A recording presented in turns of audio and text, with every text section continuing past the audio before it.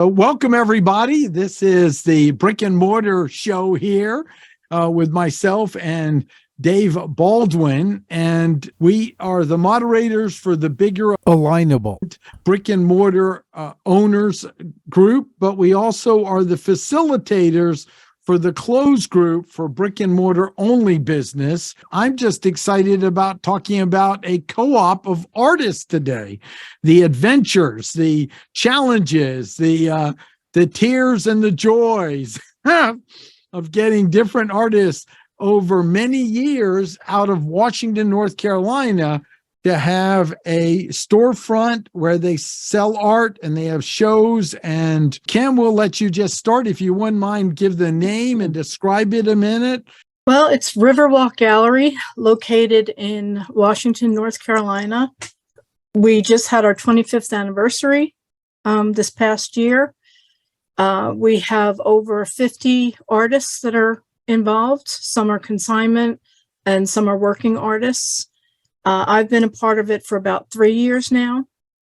For me, it's been a really great experience. I've never been part of something like this before, a co-op. I didn't really understand how it worked and all. The working artists, we work a couple of days a month to keep the store open. In fact, I'm working tomorrow.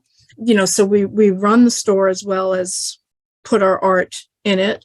We just had an event last week, a Valentine event that was very successful. So we do different things to try to get people in. I believe Nancy's probably been part of it longer than I have. Nancy, do you want to add something? Yeah, I mean, we have survived. We survived the pandemic, which was a big, scary thing. But luckily, we had money put away and we were able to go through that. And then we also had to survive Washington deciding to uproot their whole Main Street where we are. And we had to do some things to make our back entrance more interesting in that. That was a bit scary too that year, but we came out, we made it, and I think we're on an upswing now. We seem to be growing more and more. So the biggest thing is everybody just helps each other. Would you talk about how the co-op's structured and again, specifically, how long has this been going on again? Well, 25 years. 25 well, we're in our years. 26 years. Yep. Jean, do you want to talk about the structure of it since you recently did some research? Or We are I just discovered we're a 50c3 nonprofit, as registered with the Secretary of State. Oh, we did get it registered? Yeah, back in 2010. That's as far Okay. as being able to dig back. But that's where we are as far as legal structure. We have, for governance, we have president, vice president, secretary, and treasurer that run. President, vice president run for 1-year terms. Secretary, multi-year if they'll keep it, like Kim was for years, and treasurer, multi-years. I just took over as treasurer, and I'm still learning the job. But we do have governance-wise monthly meetings. We are set up to govern virtually kind of by committee. Everyone serves on more than one committee or at least one committee. All discretionary spending is done at the recommendation and approval of committee and then approval of the president. For small items, anything large would be a group decision, a joint effort there. Well, that sounds good. So you have a committee and you have outlines. Was there a time you didn't have this, and what was it like then? I cannot speak to that. I've only been a member for about 2 years now. So Kim and Nancy were members before I was. So. yeah, I wish John could get in. Yeah, he because he's probably been has a lot more to add. longer. We went through a period of time at the pandemic where we had a hard time keeping members, and we had a hard time keeping the government there. I mean, so we have struggled through that. Right now, we are pretty stable with our officers and everything. Mm-hmm. But I don't know, as far as I know, they've had these offices for quite some time with the president, vice president, because I have met several past presidents that were in it earlier. Mhm. And I do know that there was one lady that started it all, Alice Stallings.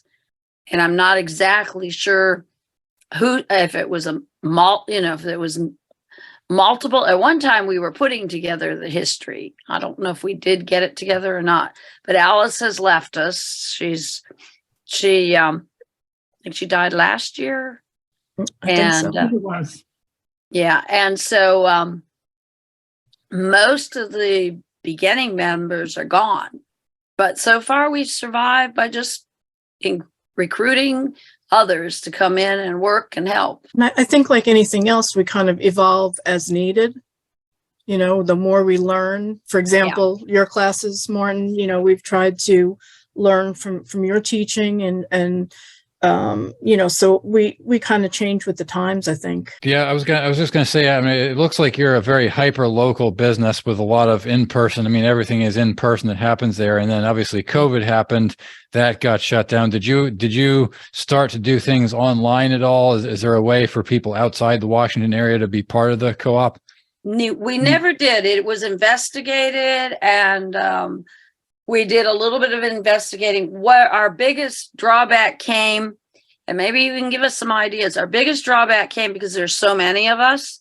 Nobody wanted to take over the idea of having to mail things. Mhm. And, you know, so it's like if we set up an online shop, you would have to be totally responsible for mailing out your own stuff and that. Mhm. And, you know, we checked into, you know, having pickups and all sorts of things, but it was like, it's like just the daily taking care of the gallery is like one more thing. Who's going to do that? So Mhm. we never got that far. If I understand correctly from the website, it looks like it's the staff is all basically volunteers. It's the working Mhm. artists that Yeah. so there's no paid employees at all. No No. paid Okay. employees. Yeah. We did right before the pandemic. We were getting really short staffed, and as our membership at that time was really aging out, we had looked into how much it would cost us if we paid somebody. We also looked into asking ECU to give us internships and that. People were a little scared of that with the money and that, you know, when you're just taking a student intern, so that didn't happen. We got lucky and people started joining again. So, Mhm. And Martin, we've talked about how, you know, we're creative people. We're not necessarily the people who want to do the website and all the techie stuff. So, I mean, there are one or two of us that are, you know, that are pretty good at that kind of stuff. We have a new member, Amanda, who's pretty up on everything. But for the most part, you know, we want to do our thing. So it's hard to, that's probably one of our biggest struggles, I would say.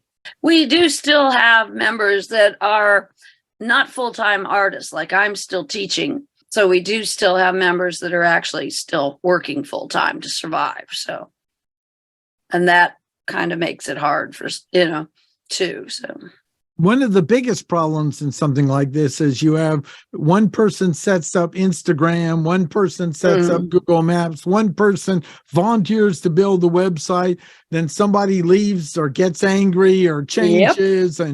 And so this is And something then I've the person seen who left is the one who had the password. And right. Yep. Right. Yes. Yes, because we're still trying to figure out what the password to Facebook is. So yes, that has been a problem.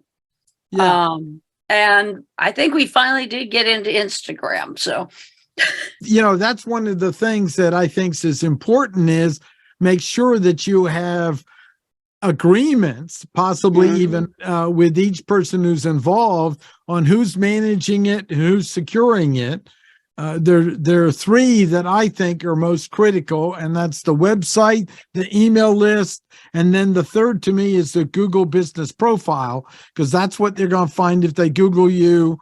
and look online, and then from there going through the social media. Have you set up a policy? Are you working towards it, or have you? It sounds like you're still trying to capture the Facebook. Well, we can get on it. When the lady left, she was doing the website and she was doing Facebook. When she left, she somehow she gave me and another artist so we could get on it and gave us ownership, but we don't have a password for it. So we're just stuck with what it has. We have this new person and younger person that seems to be tech savvy, and we're slowly trying to get her to work on our webpage more. But we have been the last couple of years, since we had such a big turnover. We lost our treasurer to MS, which was a problem. We have been trying to document all this stuff better, like keep a list of the passwords at the computer, make sure things are documented in a book and that better. So we have been trying to do those things, I think, better. Don't you, Jean? Think we're doing a little better? A little better, yeah. Yeah. But We used to have a MailChimp list, which I don't know. I don't know how old it is now, or if a lot of those email addresses are even still working, but we've been trying to collect new ones. We've got a book out when people come in, and I think we capture some off of Square. we do So that's capture something some we of the are Square. going to, that's something we're working on. And I've tried to update the Google page recently. We're trying to, especially recently, Martin, I've been taking a lot of your classes, and I've been trying to be a little more on top of these things. Excellent. I wanted to take a quick look at how there's 3 levels of membership you've got listed on the website, and how the ways for people to join. You can be either a consignment artist, a working artist, or a book author.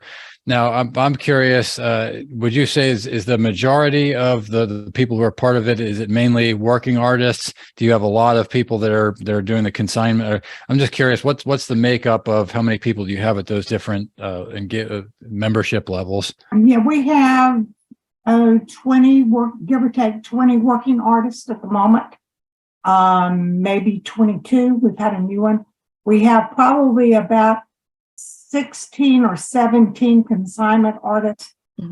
Last that I saw, we were waiting for responses from about 5 artists that were consignment artists last year. They have not paid their 2023 dues. However, they've not picked up their art either. They've been real silent, and I think it's time for us to find consignment artists to replace them that want to respond and do things we need. So it's basically your dues need to be paid by X date, or you can pick up your art in the dumpster out back. Right? Well, you pick up your art, and within 6 months you don't come get it. We'll sell it and keep the money. I don't. We have started doing that Yeah, before. that's- It would just sit upstairs. So that has been we're just changed. there's certain things their annual contract says that we can and cannot do. But Yeah. I don't know. It's just Eastern North Carolina is very small. You just got to be kind. Yeah, that's true. To a lot of people, you just kind of have to be kind. And as my sister tells me, these are artist genes. They are not who like deadlines and rules and things. That's It's true. hard for me, but anyway, Mavericks by nature, right? yeah, that's what I keep. Then she's what she keeps telling me, but she Yep. has always been an artist, and I'm just a crafty person on the side. Well, this But- is an example of how you often have to update the rules as you go along. Like, okay, we're going to privately say if we don't get anything within 90 days, that we then revert back to the opportunity to sell it. And then you can always create a grace period after that. Right. That's a group decision to be made, and they don't let me be queen for a day. So Yeah. rules they But don't apply to anything. We haven't been doing much with the books. We're I think we used to in the past when they first started, used to have readings and all sorts of things. Now we just kind of have some books that are from local people. Yeah, I think in the last 6 months, we probably sold 4 or 5 books. Yeah. Do you do a lot of? I know you've got classes listed on the website. Is there a lot of different classes and events happening at different times? Is that a big part of what happens at the center? Well, we're trying to get it going again after COVID. It's kind of been an uphill battle. But one of our who is it? Is it Gray that does the dotting? Yeah, she's done Our the classes dotting, have and that been was really blown up. successful. So yeah, we've tried to offer some different things for people, you know, in different types of art, different mediums to see what they're interested in. So that's something that we've been trying to get going again this past year. Is there a way, or if you discussed there being a way for people to give just a regular donation for people that aren't necessarily artists but want to support the center? Is there a way for somebody to do that or to sign up to give some amount per month or anything like that? We don't have anything set up formally yet. I would like to see us be able to be set up to take donations when people want to give them, and for us to respond in a proper and correct manner when we do get them. I think we've had $25 in donations thus far this year. Separate people. One is a consignment artist because he didn't have the correct change for his dues. He said, just keep it. And the other was someone donated $20, I believe, the other night. Yeah, I think things like that, I think those type of donations need to be recognized. I didn't even know we had any of those. Well, we just got Gray and I have been trying to figure out, Gray is the assistant treasurer. We've been trying to figure out what's the best way to put them into square so that we have a record of the income and how to categorize it so that it does not become taxable income. So we were doing a little bit of that this past week, and we think we've got it figured out. So that's something we'll talk about in our next meeting on what to do. But Jean, do you know offhand what our rent is? $900 a month. And then the town is what, about 9,700 people is in the town of Washington. Is that right? They have a paper as well. They have a really nice downtown little area, and then a beautiful waterfront. On the waterfront, on the Pamlico. Yep. And we did just start a new strategic partnership with a local restaurant that they are allowing us to put our artwork in. So we have a featured artist every month. And when they take down in the gallery, so you get extra wall space. When we take down in the gallery, we can take that artwork and put it up in this restaurant, Shep's Grill, which is, a block away or so. He's been wonderful about it. And I posted a video the other day. I don't know if you saw that. He also catered the event that we had last Friday. So we're working with him. And I think that's going to be a really good partnership. That's excellent, because you could have a little card at the place about his place and vice versa. That I've seen that really make a difference. And then we had some questions about the commission and rate for the artists. Is there anything on that you'd be comfortable sharing of? Yeah, consignment is 40 and the working artist 15 plus our monthly dues. Okay. Whereas the consignment pay what a year now? Jean, is it $75 a year. 75. Consignment artists pay $75 a year dues, and the house takes 40% of all sales for consignment artists. For working artists, if they have a 4-foot space, it's $37.50 a month. If you have an 8-foot space, it's $75 a month, plus 15% of sales. And I was actually wondering, as far as those amounts of space that are allocated, does space become an issue, or have you gotten to the point where you run out of wall space or display space and can't take any more artists? Or I'm just curious. We're right there. We're there right now. Unless we've got one little space that's kind of nobody likes to be there. It's kind of like the whole. Someone may want that. Yeah. Me, I'll take your money. Put a track light on it, right? Exactly. When in doubt, light it up. Light it up. Yeah. Well, and done a lot of things. Like a friend of Jean's donated these glass shelving units that has really made a huge difference in the gallery. It's much cleaner and more elegant.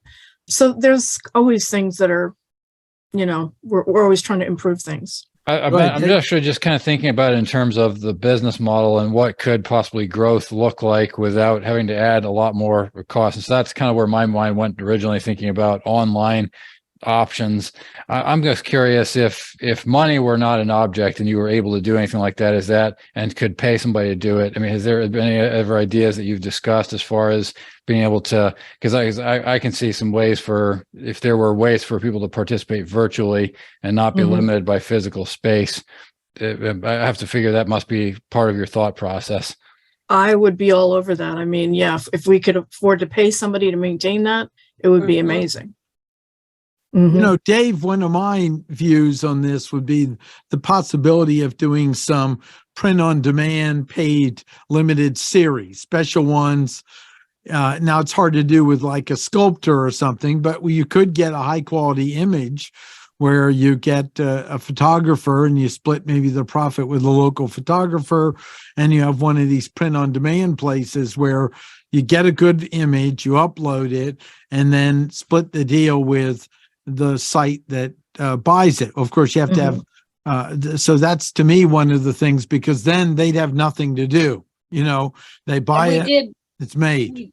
The big thing is you want to make sure you get someone that does really high quality reproductions on art. We can't just have a t-shirt level like Rebubble or Cafe Press or, Amazon. I have t-shirts on Amazon, but we need real high quality reproductions, if you're going to sell them for a premium price. But yeah, okay. Well, that's something else. Also, obviously you're working to get more video and showcasing the artists. We had that great interview with it. Dave, I'm still an advocate. It's okay to make it on the ground, just maximize the volume of people to make it a destination place, because I can't tell you how many people say, I love to retire and live in Washington, North Carolina. So I think it's maximize let's drive there and be an event and experience to go. Yeah, and that's kind of the other place I was thinking of possibly going with this is, what else could be done locally in terms of partnerships with other local businesses, and whether that's displaying artwork at cafes or whether that's I think depending on who the businesses are, obviously the opportunities are different. I'm trying to think of some of the other things. We're trying to think of some other businesses that we can partnership. Like we talked about, I think a wine shop a while back, and trying to, figure out how we could get them to partner with us. And I'm trying to think of what else. So here's one just out of the box idea. What if there was a limited edition wine bottle label and only 5 of them were ever printed, and it features the artwork from a local artist on the label? I like that. That sounds fun. That sounds fun. And then there are other galleries and places like this in the town. So there's more than one if someone comes to town, right? Yes. I mean, and we do get a lot of people coming in from Raleigh and other places that, they'll just come down. It's a nice place to walk on the water. And then, of course, in the summer, we have boaters that come in. And some of the pieces I sold were specifically for boaters, and they were only this big because that's all they had room for. Well, if you were going to give advice to another small town that wanted to do something like what you're doing, what would you recommend as a starting point? From take Martin Brossman's learned? Classes. What'd you say? Take Martin Brossman's classes. You're very kind. Little plug there, but yeah, thank you. We'll send you the check later. Well, now, really, what would you, like imagine Silva wanted to North Carolina, which is, kind of on the other end of the state, wanted to start one, and they saw you and said, we got a bunch of artists together. What would you be your advice, lessons learned for them to get started? I guess to be flexible.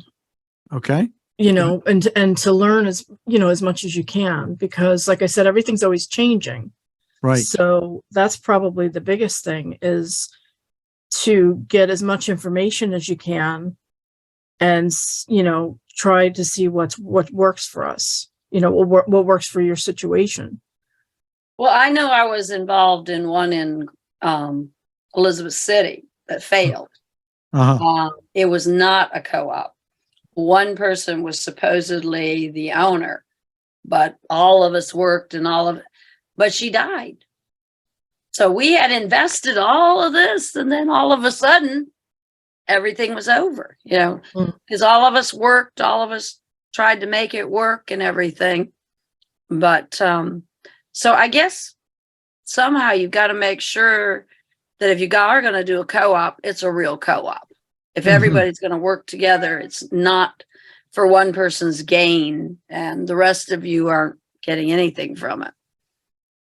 Several things I'm hearing from working with you is, one, make sure you have as many clear agreements with clear actions take if someone doesn't keep their agreement Right down, and go over it with them. I mean, that's one thing I've heard from the thing. Another one I've heard is, make sure you don't just hand the person who understands Twitter the keys to the car. Make sure it's someone that you believe has a known authority of consistency over time, because this is your reputation out there, and you just don't want to give that over to anyone. That's several things. And then the other thing is, decide probably not to ship right away unless you come up with a way to actually manage it, which I see nothing wrong with it. You all know I interviewed the shoe store in Burnsville, and she's like, no, I can't compete with that. But I get people driving very long distances to try on shoes at my place. So, you know, own what you can and what you can't do, and make it clear as well. So those are a few I see. Dave, anything you see that are lessons learned from what you've already learned from this conversation? I mean, I think I always go back to the numbers. I always look at the math, and the question for me is, you know, what would we do with the next? I mean, if we could generate the cash to go to the next level, what would that growth look like? Because especially with artists, I think it's obviously are not money driven, which is kind of something I like about artists. But I think the question is, what you know, what really does it take to make an artist co-op financially successful? Because I can imagine there's probably a lot that can't say that, and it sounds like you all have figured out a lot along those lines. But I mean, I know you all weren't involved in the beginning. It was 2010 was when you set up the 501c3, but was that when the co-op originally started? Was it before that, or? It was before that. 1997. I think communication is the big thing. I think that one of the things I think that we've got to do is find out what are the advantages to being a 501c3. What are the responsibilities for being one? And we need to make sure that we are maximizing that 501c3, but we also need to fulfill those obligations. To me, because I'm a numbers person, I'm a governance person, I've looked at a few things there. You know, you can have raffles if you're a 501c3. You can have 2 a year. Cannot involve alcohol in the state of North Carolina. But for some, I mean, there's also, and this is just from brief looking at some government websites of what you can and cannot do. But yeah, if we wanted to, I know the Rotary Club has big raffles and they raise tons of money. Well, we are governed like they are. We can do things like that if the membership's behind it, and if we think big enough to do it. And then what would the proceeds go to? Well, we go to art classes or whatever. I don't know. But I think there's some opportunities there to raise the awareness in our community of what we are and what we can do if we choose to do it. Well, here's one thing I hear is a good CPA probably, and a lawyer is good to have if you're building something like this. Exactly. We need an artist that's a CPA, if there's such a thing. Well, this has been terrific. We wanted to have it over a half an hour. We got great questions. Okay. How big is your place again? The size? I You have an wasn't idea? sure. Do we know the square footage? I don't. Yeah. Yeah. I don't know. We could be 1,000. I'm not sure though. Somewhere Okay. around there. We'll put a link. Make sure there's a link down below to your content so they can. And I invite people to drop in and see them. I mean, meet the artist firsthand and experience it. We've got a lot. We've got things in every medium. You know, we've got painting, we've got some woodworking, we've got jewelry, we've got glass, fused glass, we've got Metalworking. wood carving, Pottery, fiber art. What else? What am I missing? pottery. We've got Pottery, racquetball and sculptural pottery and Mm-hmm. I mean, there is literally something for everyone. It's amazing. It's hard to go there and work and not spend money. I'm gonna be I honest. love that. What a great It really way to is. bring I have it to. It's home. like I have to Yeah. have blinders. yeah, on you have to have because- blinders on sometimes. Yep. Yeah, that's terrific. Well, this has been delightful having you here. We'll put links below for it, and really want to thank you for joining us, and thank you for our participants that have joined us as observers. Thank you, everybody, and thank you, Nancy and Kim and Jean, for joining us tonight. It's been really great to get to know more about your gallery, and Thank hope you. to run into you. Hopefully, maybe we'll have to stop by and have an event down at your place sometime. I know that's something that we've got in the works, possibly cooking up here for what we're doing with this Alignable. But for everybody out here who's watching the recording, we hope to see you back for future interviews, and we hope to see you join our group real soon. We have our closed Alignable group that is open to any brick and mortar business, and we do that on the first and third Monday of every month. Thanks, everybody, for coming, and we'll hope to see you soon. Thank you. Thank you. Thank you very much. Bye-bye. Thanks, gang.